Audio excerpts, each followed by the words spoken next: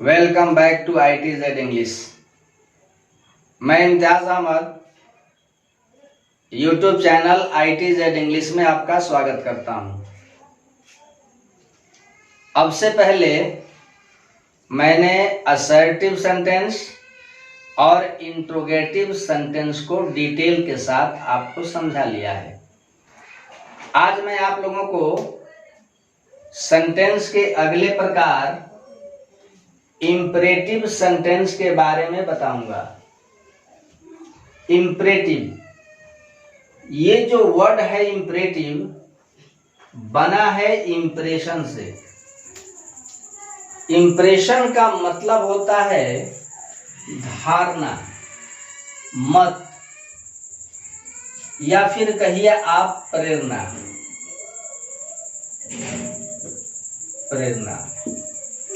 अगर बात सेंटेंस की हो तो ऐसा सेंटेंस जिसमें कोई काम करने की हमें प्रेरणा मिले, हमारा मत बने, अवधारणा बने, वह हमारा इम्परेटिव सेंटेंस होता है। ऐसा सेंटेंस जिसमें कोई काम करने की हमें प्रेरणा मिले, या फिर हमारा मत बने, या फिर हमारी अवधारणा बने, वह क्या होता है? Imperative sentence. तो हम कह सकते हैं कि a sentence which gives an impression to do something, एक ऐसा वाक्य जो कोई काम करने की हमें प्रेरणा देता हो, इम्प्रेशन देता हो, वह हमारा इम्परेटिव सेंटेंस होता है। अब जब कोई काम करने की बात आएगी तो काम कौन सा होगा? तो काम करने के लिए हमारा मामला बनता है किससे?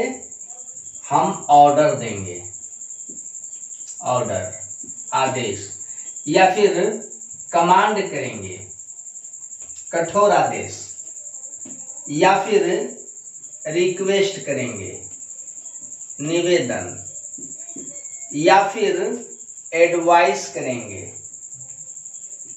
या फिर फॉरबिड करेंगे, या फिर वार्न करेंगे, या फिर थ्रीट करेंगे, वगैरह वगैरह। तो अब आप ध्यान से देखो कि हमें इस वाक्य से क्या क्या मिलता है। ऑर्डर, ऑर्डर की बात आएगी, कमांड, कठोर आदेश की बात, रिक्वेस्ट, निवेदन, एडवाइस, सलाह, फॉरबिड, मनाही, वार्न, चेतावनी, थ्रेट, धमकी। तो ये सारे एलिमेंट जो हैं हमारे इम्परेटिव सेंटेंस के भाग हैं। यानी कि एक इम्परेटिव सेंटेंस में order, command, request, advice, forbid, warn, threat वगैरह का बोध होता है। बच्चों को हम समझाते हैं कि आज्ञाबोधक वाक्य, यानी कि जिस वाक्य से आदेश, कठोर आदेश, निवेदन, सलाह, मनाही इत्यादि का बोध हो, इम्परेटिव सेंटेंस होता है। यानी कि इम्परेटिव में इतने सारे एलिमेंट हमको मिलेंगे। अब एक सवाल बनता है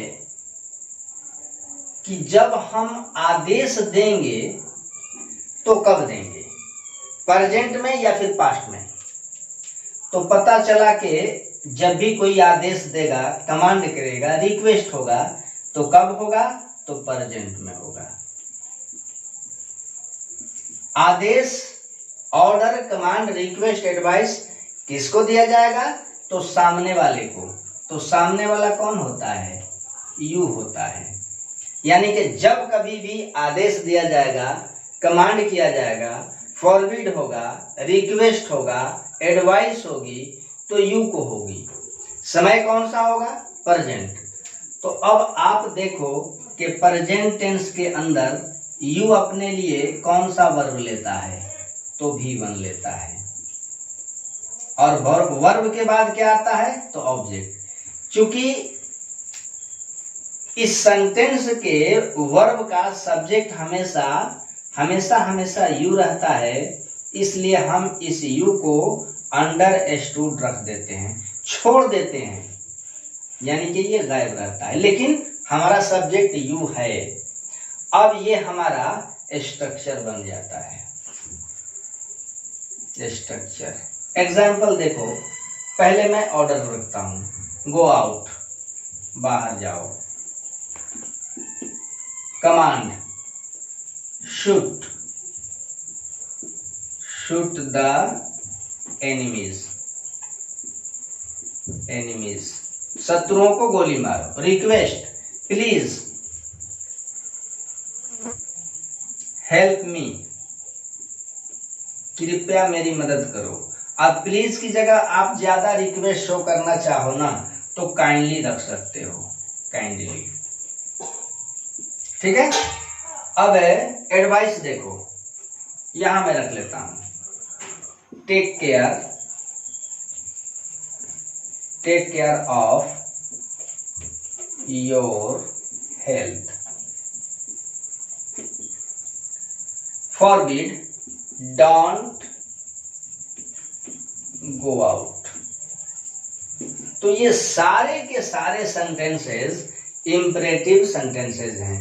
ध्यान से देखो, इनका प्रारंभ जब भी हुआ है तो वर्ब से हुआ है, वर्ब से, और सब्जेक्ट हमेशा आपका यू छुपा रहता है। ये रहा आपका इंपरेटिव सेंटेंस। अब इंपरेटिव सेंटेंस में ऑर्डर, कमांड, रिक्वेस्ट, एडवाइस इत्यादि के अलावा दो और एलिमेंट मिलते हैं। एक होता है सजेशन और दूसरा होता है प्रपोजल। अब आओ हम सजेशन और प्रपोजल पर बात करते हैं। अभी आपने देखा कि इंपरेटिव सेंटेंस से कभी ऑर्डर, कभी कमांड, कभी रिक्वेस्ट, कभी एडवाइस, कभी फॉरबिड वगैरह का अर्थ मिलता है।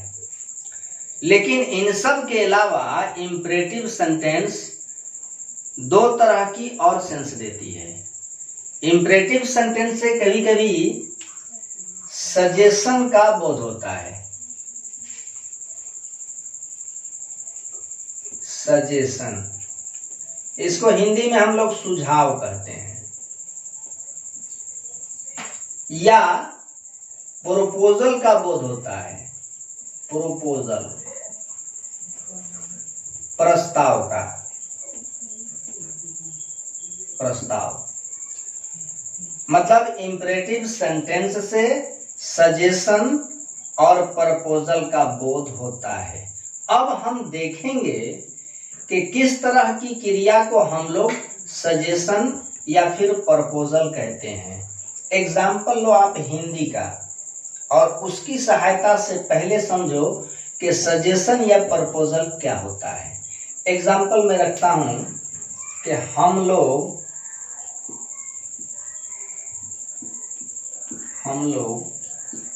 बाजार चलें, हम लोग बाजार चलें। अब हम जो आपका सब्जेक्ट है इसमें स्पीकर और लिसनर दोनों शामिल हैं। स्पीकर यानी कि बोलने वाला आई है, लिसनर कौन है तो यू है। अब आई जो है, आई स्पीकर बाजार जाने के लिए ऑलरेडी तैयार है, यू तैयार नहीं है, यू कुछ कर रहा है। अब आपका स्पीकर आई जो है यू को बाजार जाने के लिए तैयार कर रहा है कि मैं बाजार जा रहा हूं, आप भी बाजार चलो। अब इसी हिसाब से स्पीकर जो है आई और यू दोनों को शामिल करके बोल रहा है कि हम बाजार चलें। तो बताओ कि हम में आई और यू दोनों शामिल हैं।